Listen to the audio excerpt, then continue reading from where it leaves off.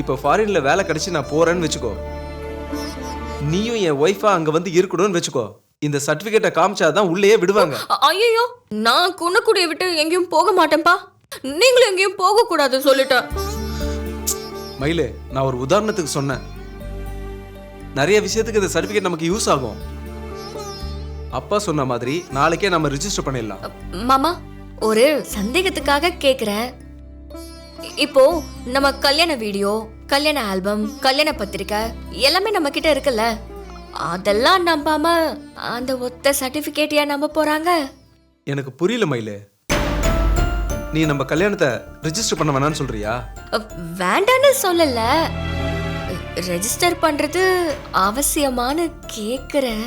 அப்பா சொன்னா கண்டிப்பா அது அவசியம்தான். ஒண்ணு பண்ணு, நீ உன் வீட்ல இருந்து ஆதார் கார்டை ஃபர்ஸ்ட் எடுத்துட்டு வந்துரு. இன்னைக்கே எடுக்கணுமா? பின்ன இன்னைக்கு எடுக்காம வேற என்னைக்கு எடுக்க போற? இன்னைக்கு எடுத்தா தானே நம்ம நாளைக்கு ரெஜிஸ்டர் பண்ண முடியும். சரி, ஒண்ணு பண்ணலாம், நானும் உன் கூட வரேன். நம்ம 2 பேரும் சேர்ந்து உன் வீட்டுக்கு போயிட்டு ஆதார் கார்டு எடுத்துட்டு வந்துடலாம். வா போலாம். ஐயோ, ஏன், என்னாச்சு? இல்ல, இப்போ நம்ம வீட்டுக்கு போனா அங்க யாரும் இருக்க மாட்டாங்க. ஏன்? எல்லாரும் வெளியூருக்கு ஒரு விசேஷத்துக்கு போயிருக்காங்க.